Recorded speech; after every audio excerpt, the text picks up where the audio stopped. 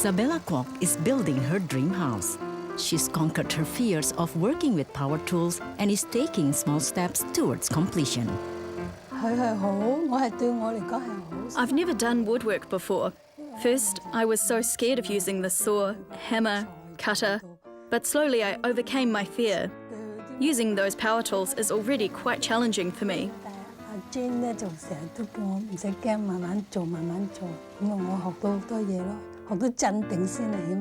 It sounds like a large undertaking, building a dream house.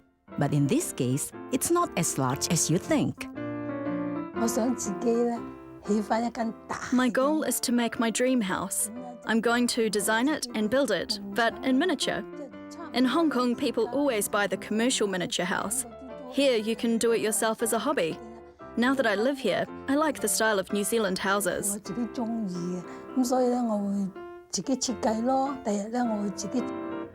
Building in miniature scale is not easy. Every detail must be looked after. Labels of canned food, plates, chairs, even a poached egg for breakfast.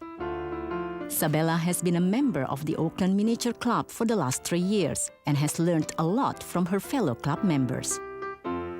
Oh, she's very good. She's very good at finishing, but she's still got quite a bit to learn, but she's very quick learning. Each person has their own personality, and whatever it is they do, their personality comes out in their work. Jean's 15 years of experience is evident when you look at her miniature house. It's complete with a candy shop on the ground floor. Painstaking details are everywhere, even the labels on the chocolate boxes.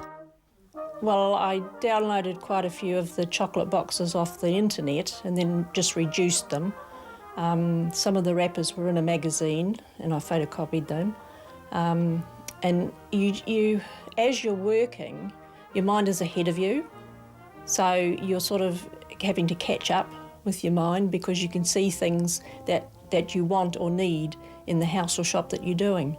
The jar came from the vet's. It's the vet's inoculation jar. The sweets were made with Fimo, but the Ferrero Rochers, I just sort of saw the strepsil thing that the strepsils come out of, and immediately I thought of the Ferreros. But of course you've got to buy a box of Ferreros, then you've got to eat them, then you save the label and the wrapping, and then you make the miniature one. Sourcing and creating work like this requires imagination and spatial skills. It was quite difficult at the beginning, but after Jean taught me and advised me on how to create things, I no longer throw away the caps of bottles, small containers, vitamin tubes, even the wrappings and labels. This hobby is also about keeping the rubbish instead of getting rid of it, really.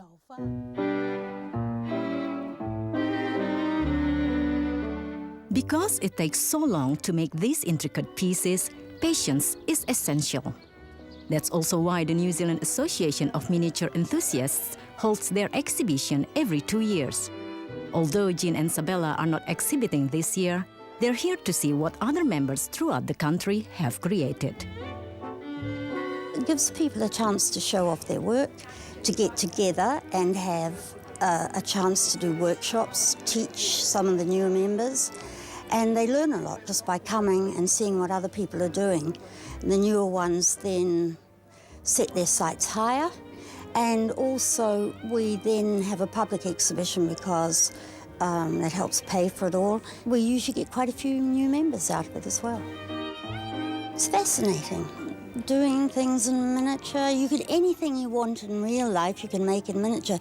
And I often think that for all of your life you've got to live in a small, plain house, but you'd like to live in a mansion, well, you can build one.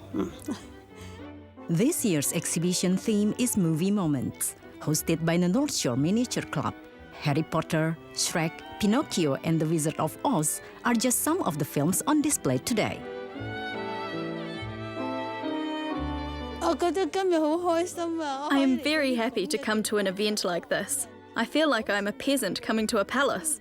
Their creativity is amazing. It's like a trip to movie land. Seeing other members' creations inspires me and makes me want to create more. It's a good hobby to fill one's time. I hope this will attract new members to come and join the clubs. And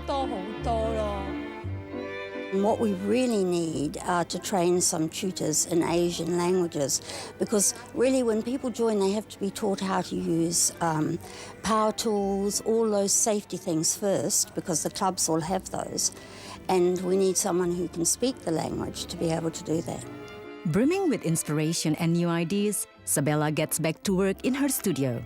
She hopes to display her dream house in 2 years' time, when the Miniature Society meets again.